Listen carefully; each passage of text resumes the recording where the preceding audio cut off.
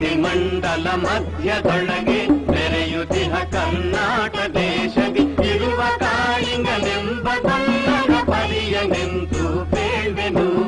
ಎಳೆಯ ಮಾವಿನ ಮರದ ಕೆಳಗೆ ಒಳಲನೂದುವ ಗೊಲ್ಲ ಗೌಡನು ಬಳಸಿನಿಂದ ಗುರುಗಳನ್ನು ಬಳಿಗೆ ಕರೆದನು ಹರುಷದಿ.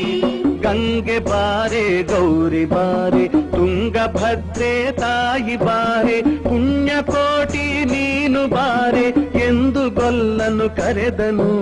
ಗೊಲ್ಲ ಕರೆದ ಧ್ವನಿಯ ಕೇಳಿ ಎಲ್ಲ ಹಸುಗಳು ಬಂದು ನಿಂತು ಚೆಲ್ಲಿಸೂಸಿ ಹಾಲು ಕರೆಯಲು ಅಲ್ಲಿ ತುಂಬಿತು ಬಿಂದಿಗೆ. ಸತ್ಯವೇ ಭಗವಂತನೆಂದ ಪುಣ್ಯಕೋಟಿಯ ಕಥೆಯಿದು.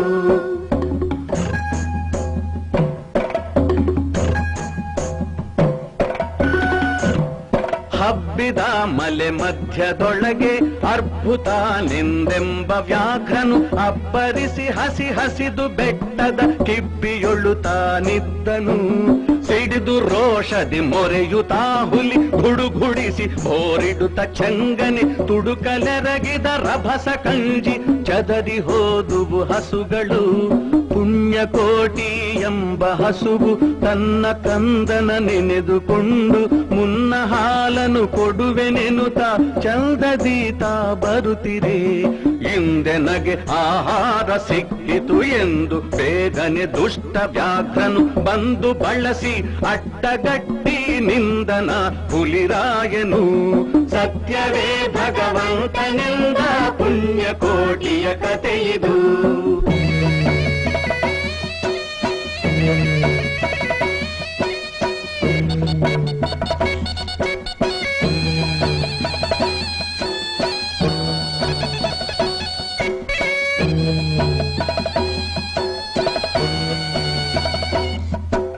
ಮೇಲೆ ಬಿದ್ದು ನಿನ್ನ ನೀಗಲೆ ಬೀಳ ಹೊಯ್ವೆನು ನಿನ್ನ ಹೊಟ್ಟೆಯ ಸೀಳಿ ಬಿಡುವೆನು ಎನ್ನುತ್ತ ಕೋಪದಿ ಕೂಳ ವ್ಯಾಘ್ರನು ಕೂಗಲು.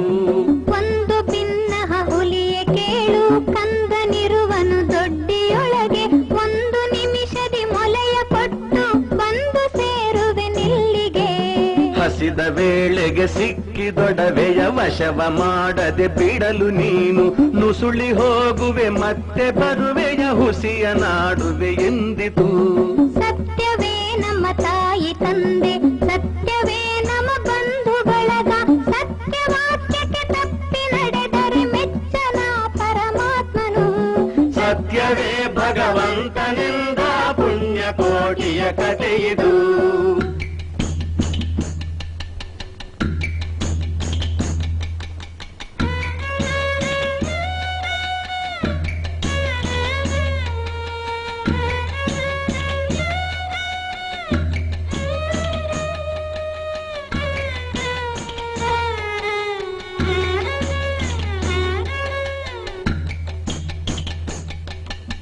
ಒಂದು ತಿನ್ನುವೆನೆಂಬ ಹುಲಿಗೆ ಚಂದದಿಂದ ಭಾಷೆ ಇತ್ತು ಕಂದ ನಿನ್ನನು ನೋಡಿ ಹೋಗುವೆನೆಂದು ಬಂದೆನು ದೊಡ್ಡಿಗೆ.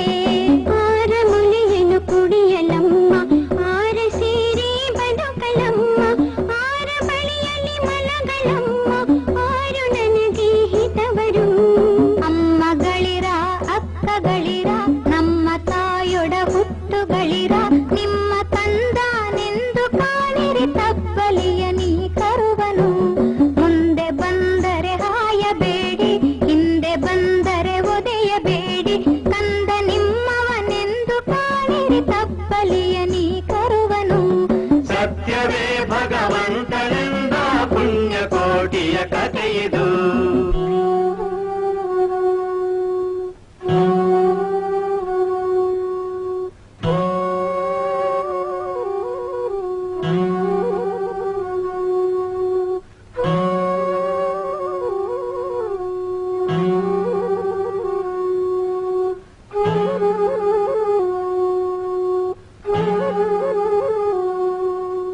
ತಬ್ಬಲಿಯು ನೀನಾದೆ ಮಗನೇ ಹೆಬ್ಬುಲಿಯ ಬಾಯನ್ನು ಹೋಗುವೆನು ಇಬ್ಬರಾರುಣ ತೀರಿತೆಂದು ತಬ್ಬಿಕೊಂಡಿತು ಕಂದನ.